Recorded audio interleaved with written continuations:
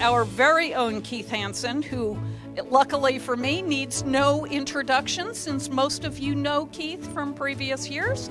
And we are honored that he does our update every year on national security strategy, national security policies, and what's going on vis-a-vis the administration and key topics. So with that, Keith, I'll let you take it away.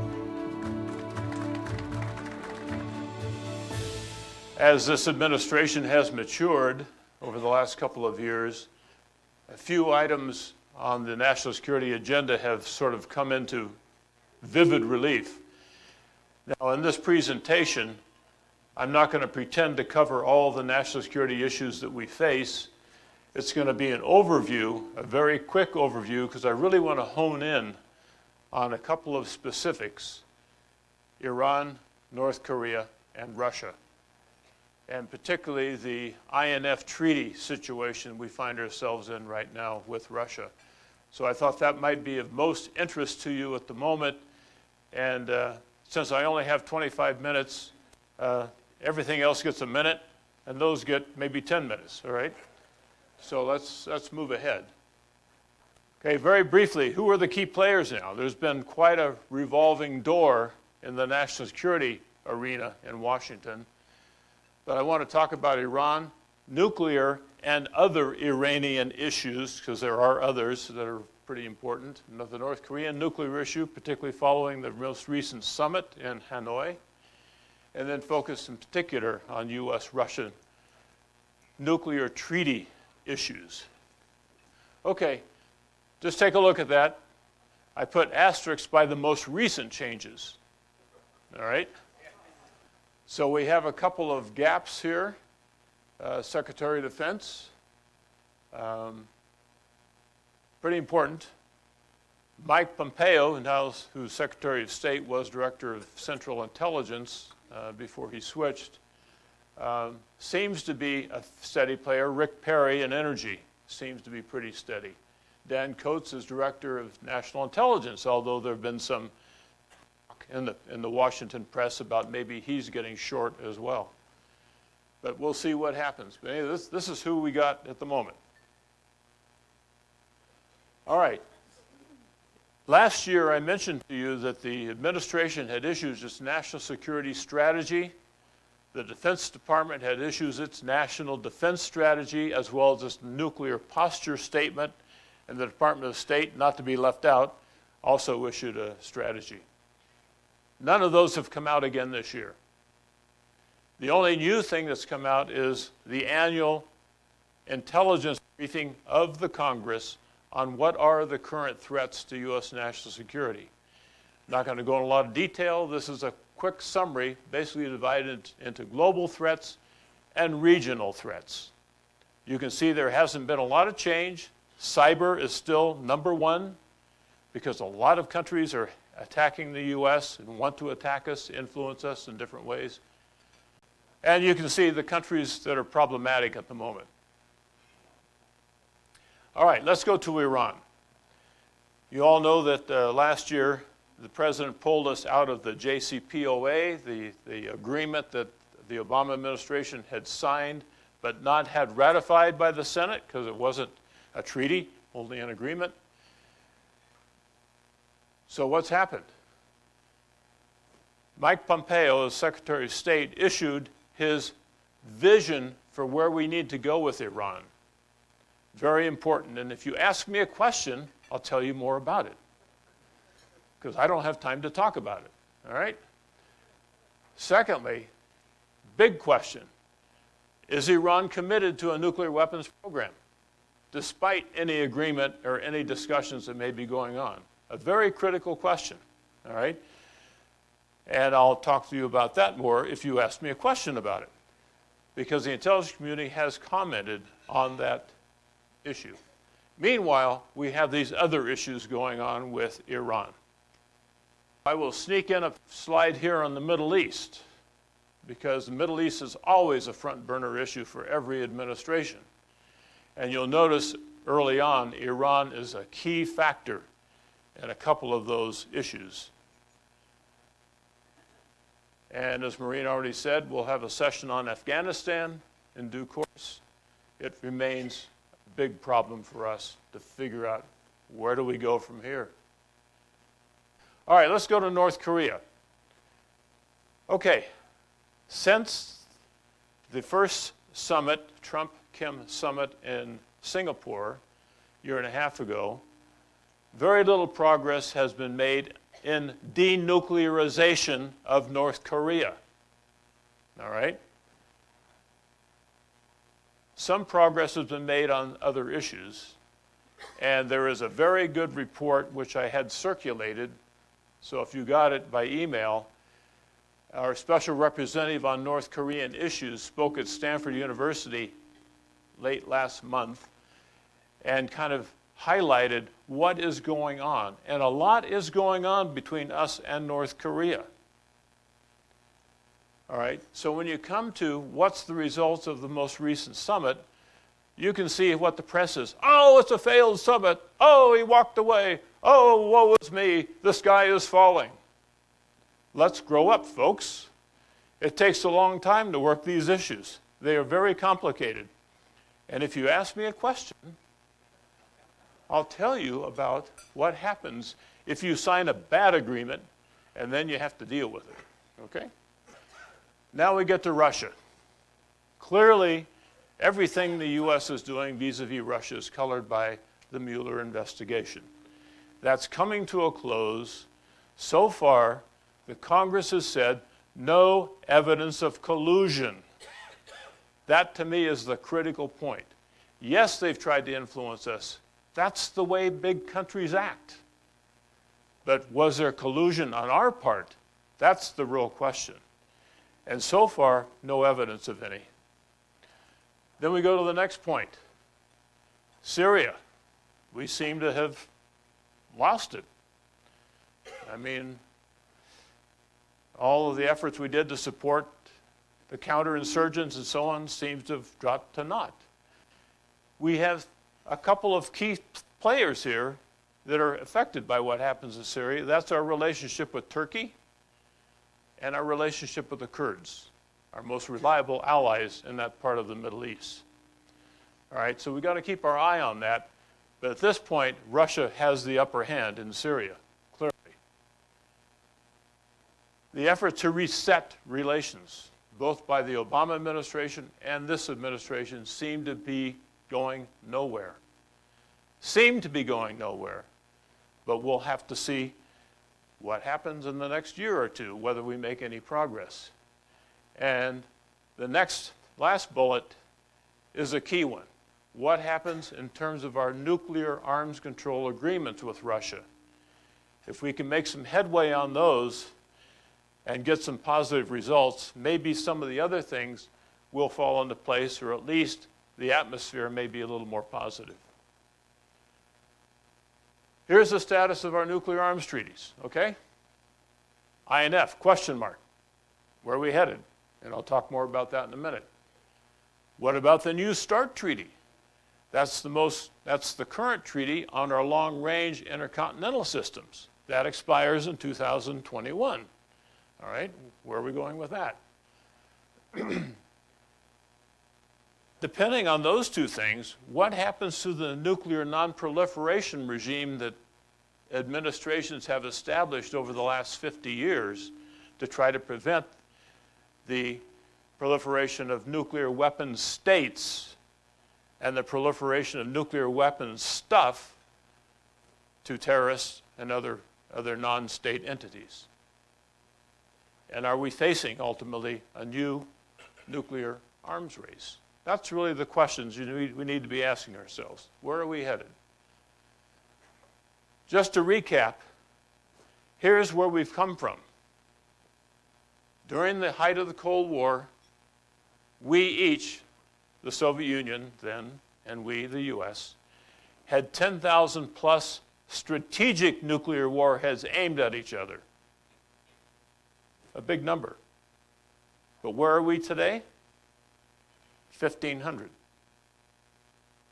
A big reduction. Now, for those people who say one nuclear weapon is too many, they're never satisfied. But when, like I, who was involved in these things for 25 years negotiating with the Soviets, coming down to 1,500 is a major accomplishment. So let's be happy that our glass is at least half full. All right? Now, there are a few other countries in this world that have nuclear weapons. This just gives you a snapshot, rough numbers of how many bombs and warheads they have in their inventories. Pretty small compared to the US and Russia. All right, the others stay on. All right, now let's get into the INF Treaty in particular. I was involved in the negotiation of that treaty for 2.5 years in my professional life. So I know lots of the ins and outs. And if you ask me a question, I'll tell you some interesting stories about how we negotiated that treaty. But here's what happened. In the late 70s, during the Carter administration, the Soviets decided they were going to try to decouple the US nuclear umbrella from our NATO allies. So they started to deploy the SS-20 missiles opposite NATO Europe, which meant they had the potential to strike Western Europe from deep in the interior of the Soviet Union and then challenge us to respond, which meant we would then have to launch intercontinental missiles from US territory to retaliate. You see the game they were playing. All right, so what happens? The US gets together with our NATO allies and says, okay, this is an untenable situation.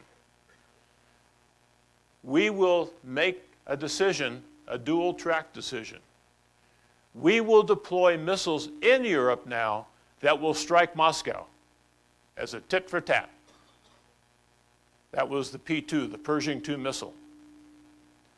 It cut Soviet warning from 30 minutes to 15 minutes of a nuclear strike.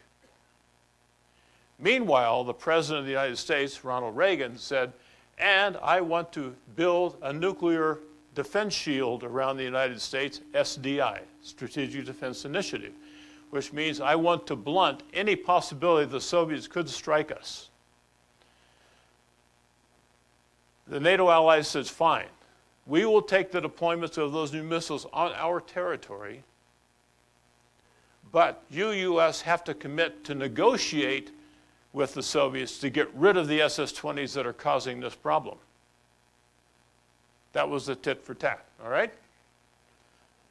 So we began the negotiations in '82, early in the Reagan administration.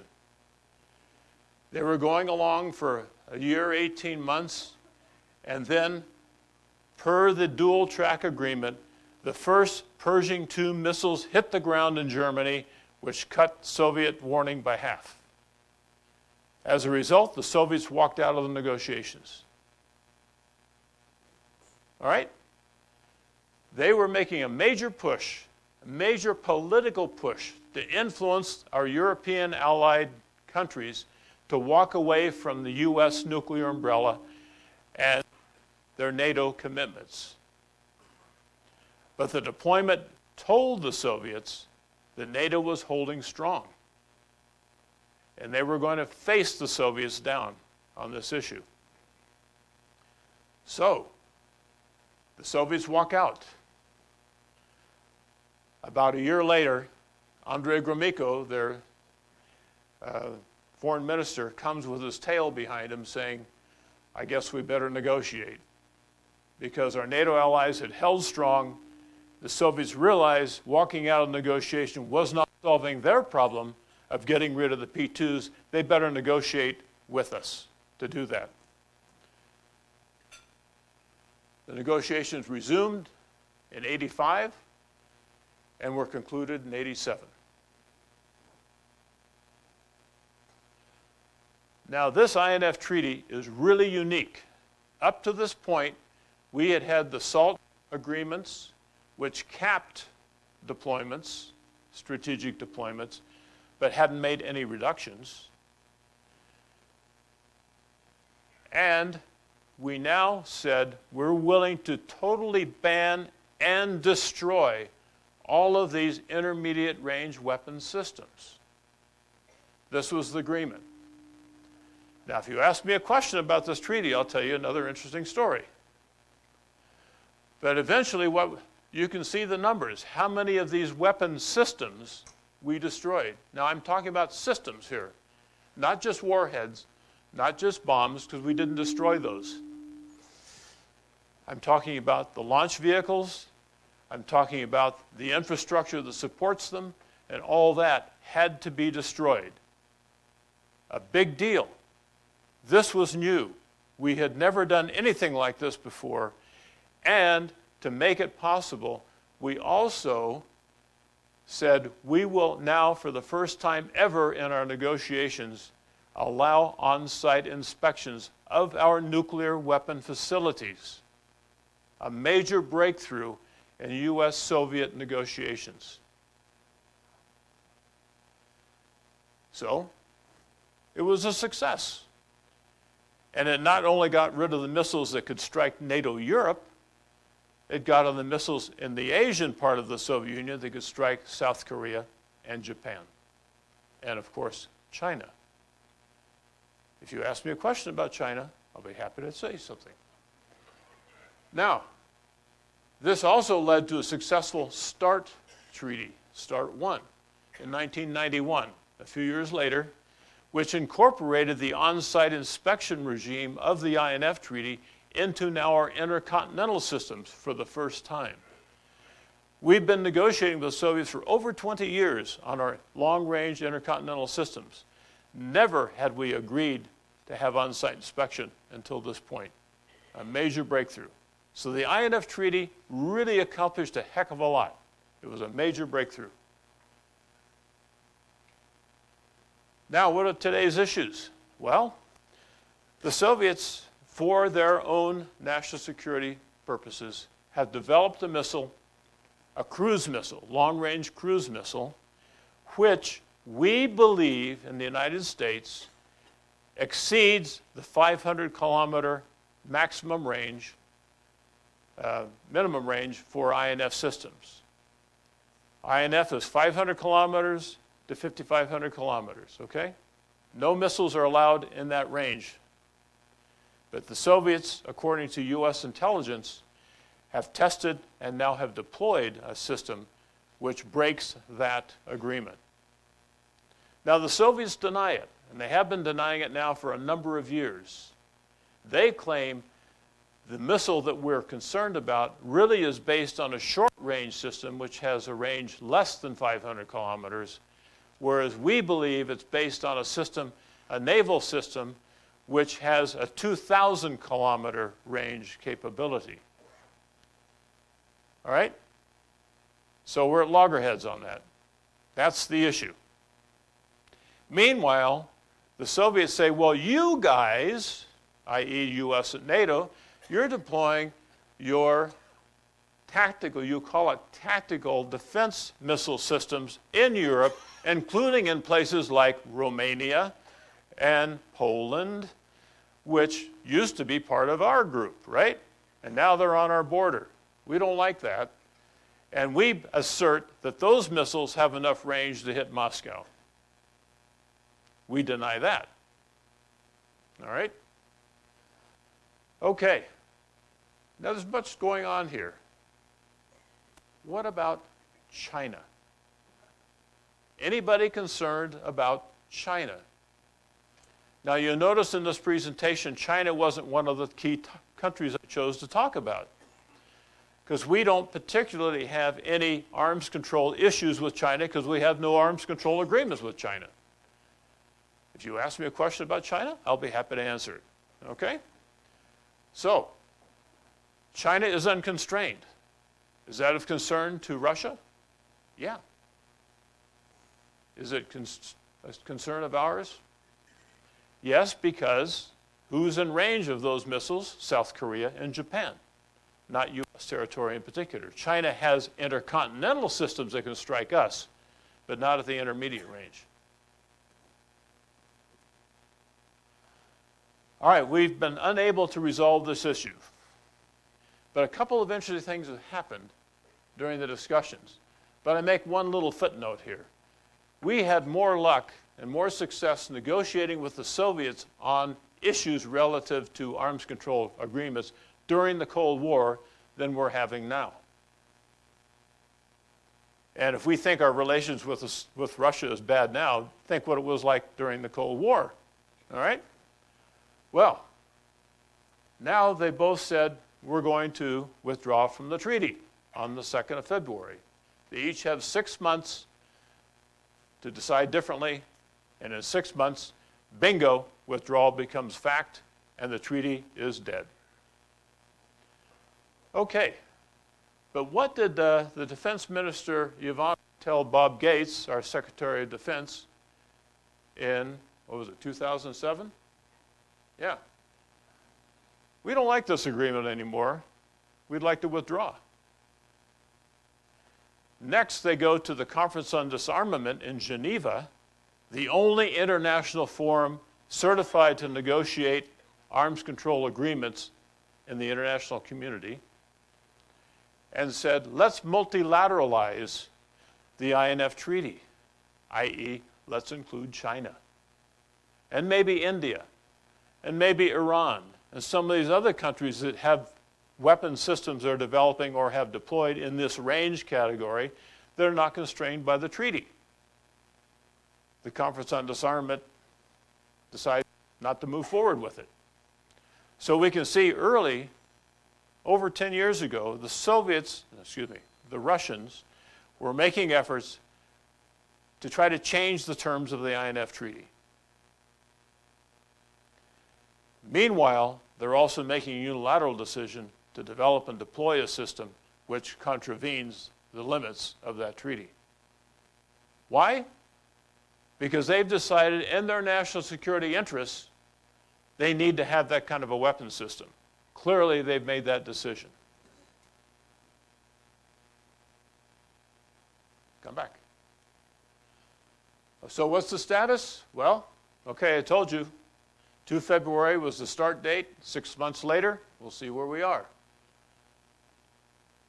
Many arms control advocates in the United States and Europe and other places say, woe is me. If this treaty dies, we're in deep doo-doo. All right? And what about strategic stability? What's going to happen? Well, what are the implications if the treaty dies? Well, we've had a couple other treaties that died. All right? SALT II never made it. We negotiated with the Soviets, and because the Soviets went into Afghanistan in 1979, Jimmy Carter had to pull the treaty back from the Senate and said, don't bother to give us your advice and consent. We're not going to push for it because the Soviets are bad boys, and they went into Afghanistan. Nevertheless, both countries adhered to the terms they had negotiated because they negotiated exactly what they planned to follow in any case. All right? So nothing lost. The ABM Treaty, stalwart of SALT I, because the U.S. wanted to deploy its tactical ballistic missile defense system, the Soviets said, all right, we're withdrawing from the ABM system. The arms control community says, woe is me, the sky is falling again. No. You learn to cope and you move on.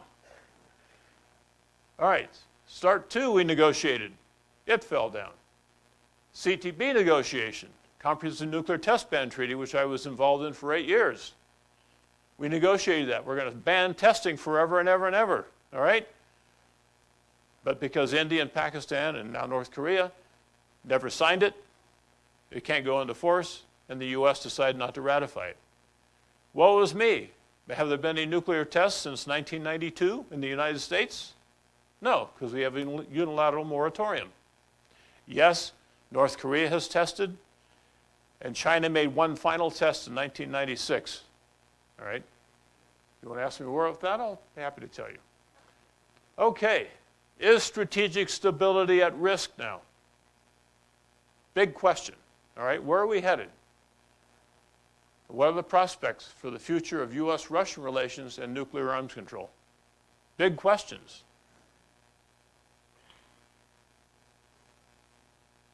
The fate of the New START Treaty is on the line. It is related. It expires in 2021. There is a provision in that treaty that can be extended by the parties, U.S. and Russia, up to 5 years, one time. That would be a significant vote of confidence in the international community that the two countries were still not planning to enter a new nuclear arms race. Will they extend it? Big question. The U.S. is considering it, so are the Russians. But there hasn't been any real discussion of it yet that we're aware of because they're still dealing with the INF Treaty issues. So what if this treaty also lapses? What then? There'll be no current arms control agreement between us and the Russians, the two biggest nuclear arsenals in the world. Is that significant? Yeah. For somebody who spent his career negotiating, yeah, it's too bad, right? Okay, what are my conclusions? Well, hardball's being played, okay, to use an American baseball term. All right, Putin's a hard-nosed guy, Trump's a hard-nosed guy, all right?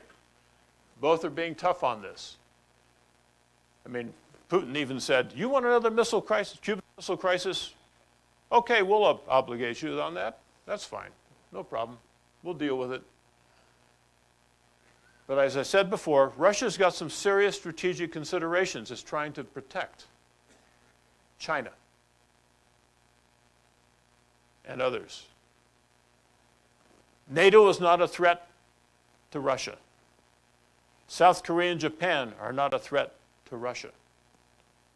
But the Russians feel without having a weapon system of that type, they are not able to match the threats that they see to their country. And they're really ticked off because of our missile defense systems on their borders in Europe. They've been yapping at us for years about this, and we tell them, stuff it. You know, these countries are now part of NATO. They don't trust you. They've asked us to deploy these things to protect them from you. Well, the Russians don't want to hear that. But we've got our own problems. You know, Russian mucking around our elections, cyber warfare, and so on. As I said, the Mueller investigation overshadows the whole U.S.-Russian relationship. Are we willing to deploy new missiles in Europe again, as we did in the 80s, to counter what the Soviets are doing? What are the odds? I say almost nil. Are we willing to fund it? Are the Europeans willing to accept it? Probably not. They want us to negotiate the problem away. So here we are again, sort of a pre-INF situation. So what should we do? Well, now we can wave our arms and say, well, we need better relationship with Russia. Of course we do. If we're going to talk to them and work with them, we've got to be able to do that. But we don't seem to be able to get traction on that at this point. And how do our allies in Asia and in Europe react to that? They say, well, the U.S., you've got to talk to the Soviets. You've got to acknowledge they got legitimate strategic concerns. Well, yes, but we don't want them deploying those missiles within range of NATO Europe or within range of South Korea or Japan, our allies in the Far East. How do we prevent that? Well, maybe we need a new treaty of some kind. Multilateralize it as the Russians requested. Get China and others involved. What are the odds?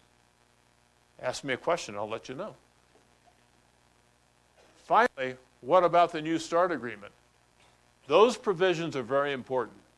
That's the last vestige of the very detailed verification arrangements we made with the Soviets and the Russians to monitor compliance with these treaties. It took us 25 years to get this kind of detailed verification in writing, in the agreements, that gives us the confidence that we can monitor what's going on in the other guy's neighborhood. It would be a shame to lose that.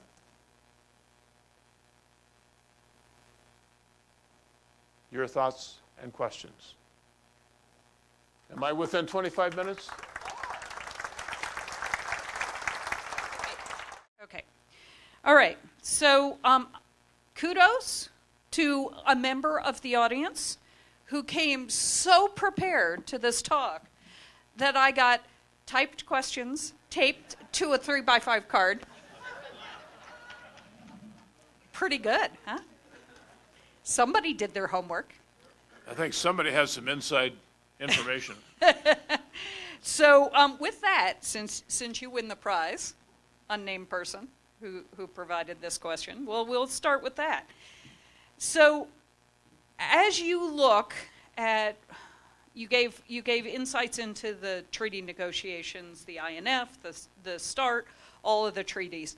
Let's step back and talk about what this really means for the U.S. nuclear weapons arsenal itself. And so I have a few questions on that, but I'll start with the very thoughtful question that asks a very specific question about retrofitting the W-76. So for those of you who don't know, the W-76 is a warhead in our arsenal, and there has been talk in the U.S. nuclear programs of retrofitting that to be a submarine-launched ballistic missile. It has a very low yield, somewhere around 5 kilotons, and as a result, it has been called a usable nuke, which scares most of us to death. Is talk like that about changing our arsenal, retrofitting our current warheads, building something that could be implied to be INF non-compliant, is that destabilizing the agreements, or is it strengthening our hand? Depends on who you are and what you think, obviously. But SLBMs are not INF range systems. They are intercontinental systems, okay? So they're a different category. Keep in mind that as technology advances, we continue in our nuclear weapons structure to find different ways of achieving the military objective, which is how do you kill targets with least amount of collateral damage. The weapons we choose to deploy and to target depends on the target that we're after.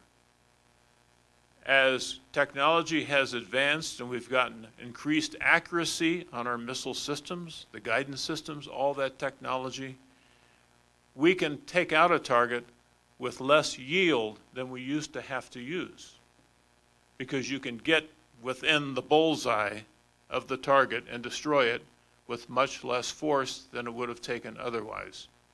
So it seems to me it's a reasonable thing to consider.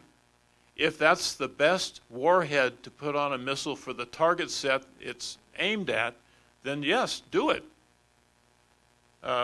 Because you have to remember that once you use nuclear warheads, nuclear weapons in conflict, you've lost the conflict. It's over. So these weapons are really not war-fighting weapons. They're deterrent weapons. They're to tell the other guy, don't you dare do something, because we have the capacity to obliterate you. So nuclear warheads are not meant to be used in warfare, except as a last resort. That's why Israel, that's why South Africa had them at one time. Because if their existence was at stake, they were going to take you down with them. I hope that helps. Excellent. Thank you. So we have a few more Stump the Keith questions here. Let's move from the United States, I'll come back to the United States policies and arsenal issues. But I'm going to focus on a few other questions you pulled the thread on. Of course, DPRK, North Korea, okay? You touched on maybe it wasn't the end of the world that the current, or the previous summit, most recent summit, fell apart. You also mentioned in your talk that there has been no indication that North Korea has been serious about denuclearizing. A, are they really going to denuclearize? And if they are, then what's all this bluster going on in the press right now about the rebuilding of the ballistic missile testing sites? Do we trust them? Are we being played? Where do we stand on that? And does it really matter to the rest of our negotiations on strategic nuclear or intermediate nuclear issues? Okay. Get used to a nuclear-weaponed North Korea. It's going to be what we're going to be with for years to come. I see no hope of North Korea getting rid of all of its nuclear weapons. The reason it has nuclear weapons is because it doesn't trust the rest of the world. And it's a state in siege, just like Israel is. And if all else fails, it will strike out with its nuclear weapons if its existence is at risk. So the motivation for North Korea to have nuclear weapons is extremely strong, and I don't see any prospect of them getting rid of them.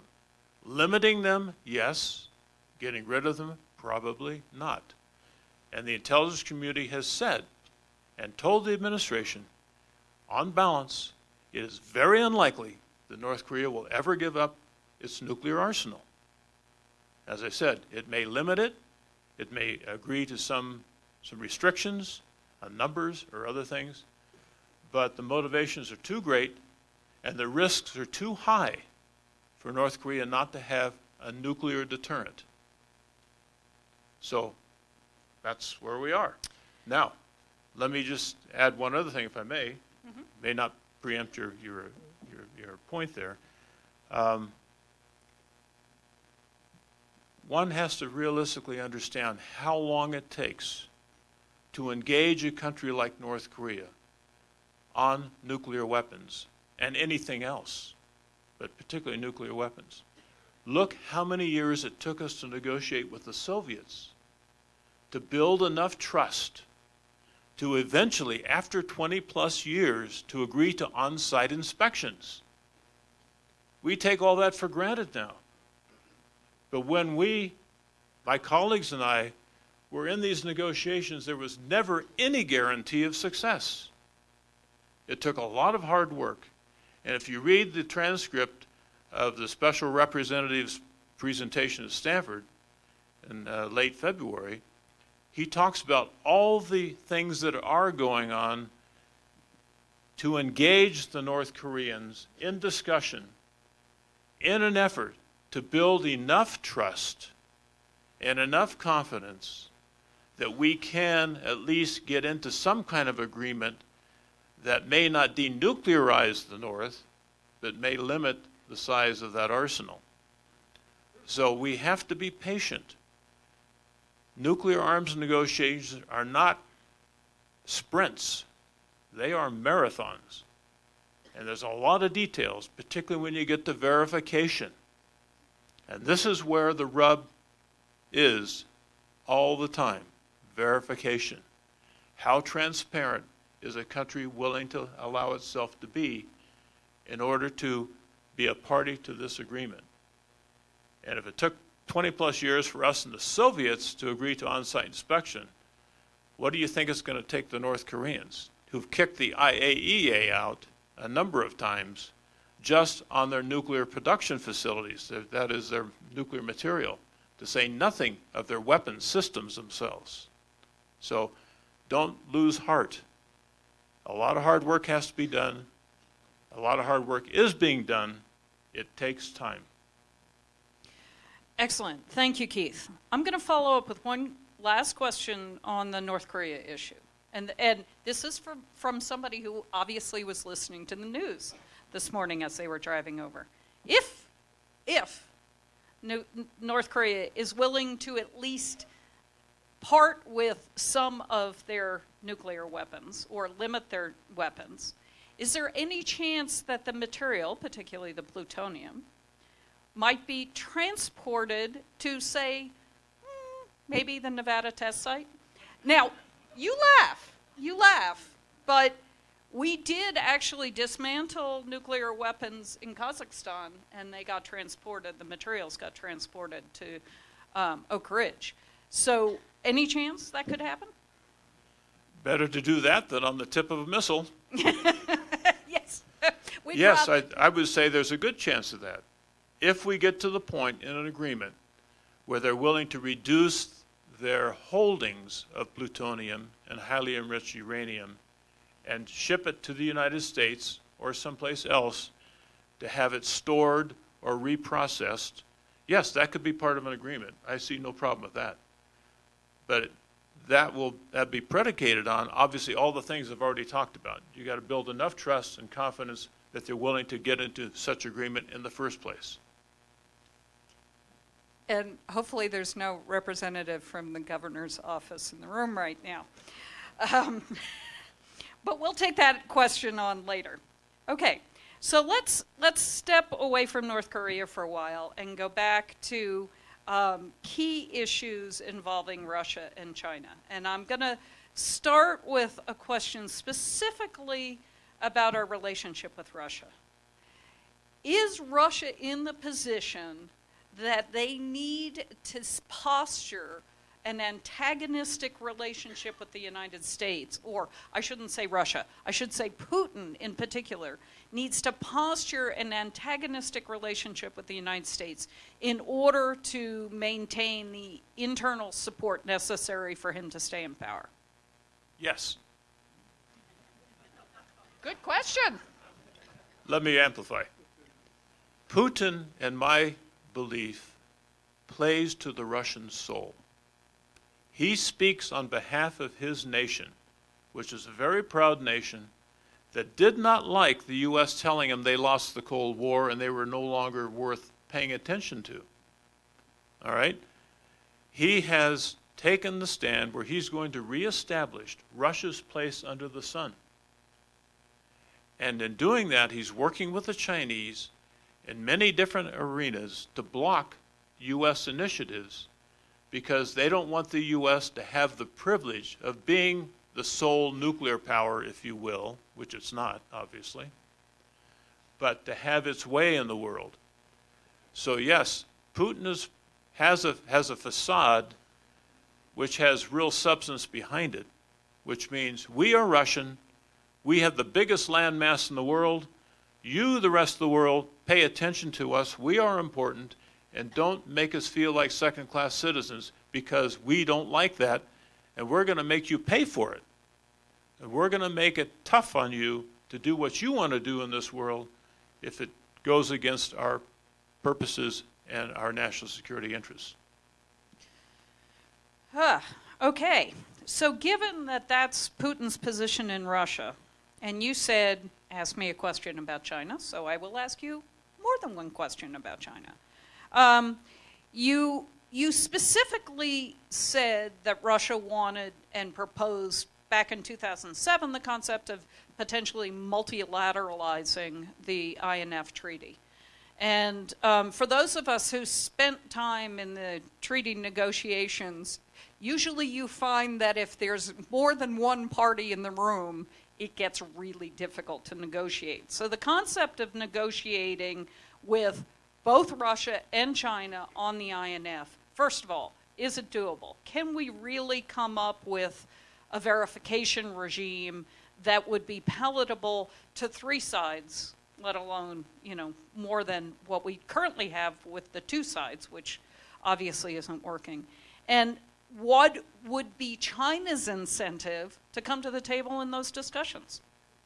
None. Oh. I don't think China is motivated to get involved in such a negotiation. We have approached the Chinese over the decades when we were negotiating with the Soviets and said, why don't you engage with us and become part of this? They finally acquiesced on the Comprehensive Nuclear Test Ban Treaty, but only under duress and pressure from the rest of the world. China has no motivation at all. It says to us, you guys are in the thousands, we're in the hundreds. When you get down to our level, then we can perhaps talk. But at the moment, there's no motivation. And yes, it is very complex when you get more than two parties together because there are a lot of considerations. And here, I will tell you about the CTBT negotiations where we had India and Pakistan and other countries involved in that negotiation, 38 countries. When you have that many countries involved, guess what? A lot of issues are at play at the table. You have the whole India-Pak competition going on that colors their ability to negotiate and their willingness to negotiate with us on other things. So, yes, it gets increasingly complicated when you get more people involved. But the key point, I think, in my belief is China is not motivated to get involved at this point. Excellent. Thank you, Keith. I actually worked on the Verification and Compliance Commission right after the breakup of the Soviet Union, and there we were dealing with compliance issues then with 4 entities, Russia, Belarus, Ukraine, and Kazakhstan, which all had nuclear weapons. So the compliance part of the START treaty actually for some period of time had 4 parties. And you'll recall that the Ukrainians were the last ones to be willing to give up the nuclear weapons they had based in their territory because they didn't trust the Russians. That's right. And right. They trusted us. They trusted us, unfortunately. And what have we done to help them? Not much.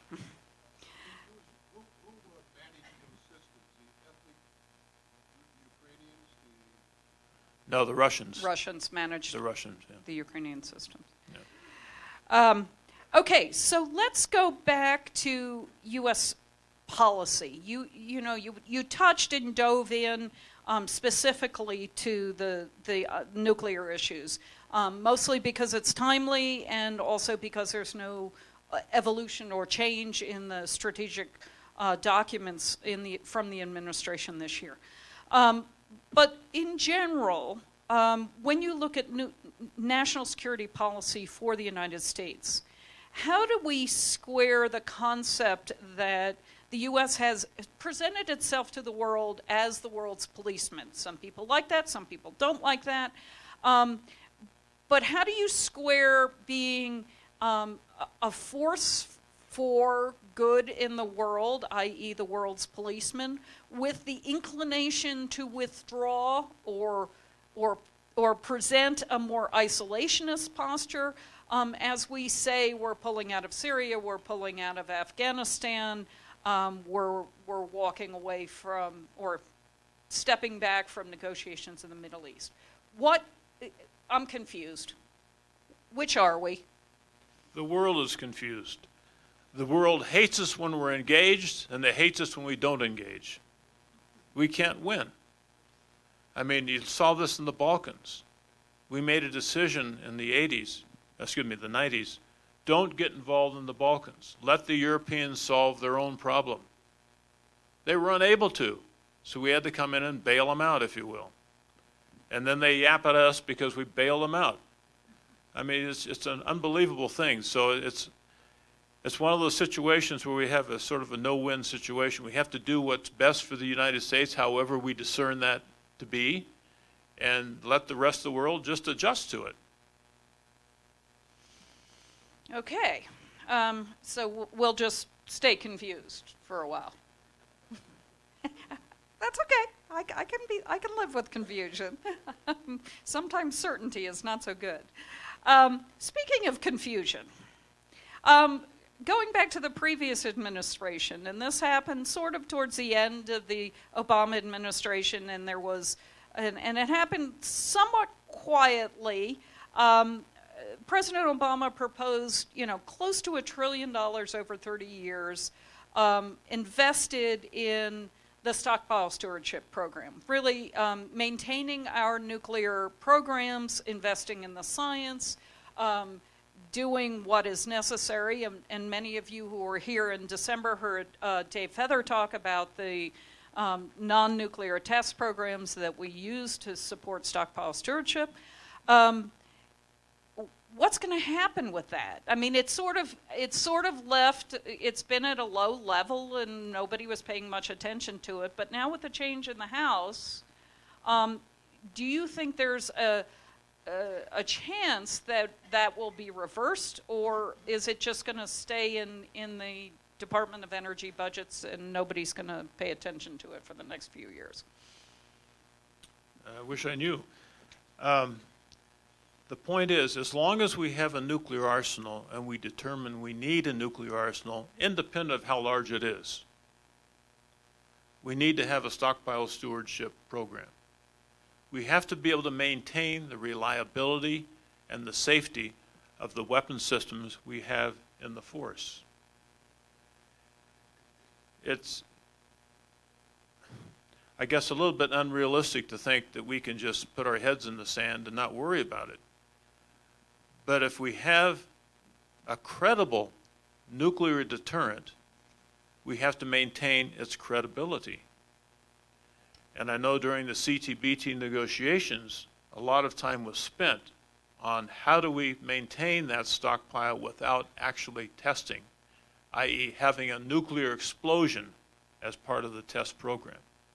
We can do everything subcritical up to that point. We believe, we've convinced ourselves we can, although there was a big debate on that, particularly when the CTBT treaty went to the Senate for advice and consent, which was not given because there was some skepticism that the Department of Energy really could do what it said it wanted to be able to do. So it's a problem.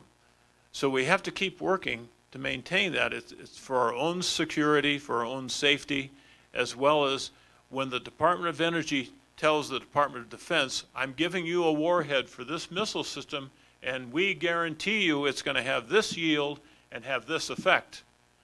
The Department of Defense says, okay, if I buy that from you, Department of Energy, it better perform as you advertise.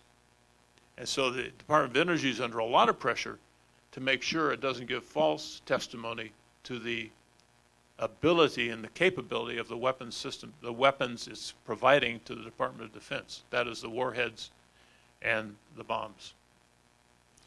Thank you, Keith. I'm going to give you the last word. You did time traveling into the past for your talk. Last word, 30 seconds. Time travel to this point next year. What will you be talking about? Iran, North Korea, Russia.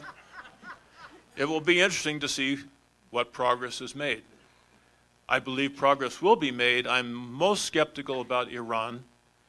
I didn't mention to you, but you ought to read, if you're interested, Mike Pompeo's vision for how we should move forward with Iran.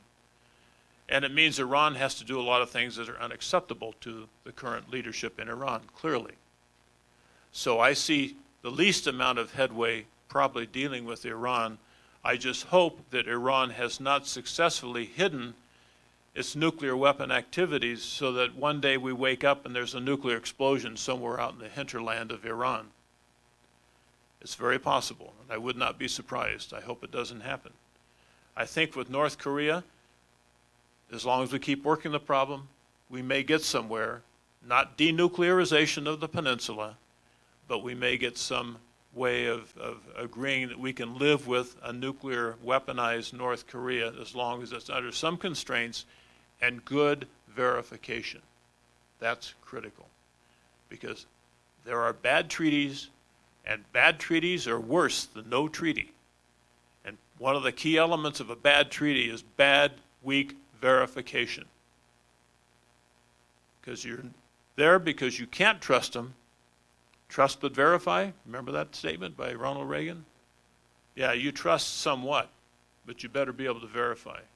And when we go to the Senate with a treaty, and we in the intelligence community say, we certify to you that we can catch cheating before it becomes strategically significant to us. That's as good as we're going to get it. But that takes a heck of a lot of work to get the other side to cooperate with us to make sure that they're willing to allow the kinds of intrusive inspections and verification using all means, our national technical means, read spy satellites, et cetera, and on-site inspections.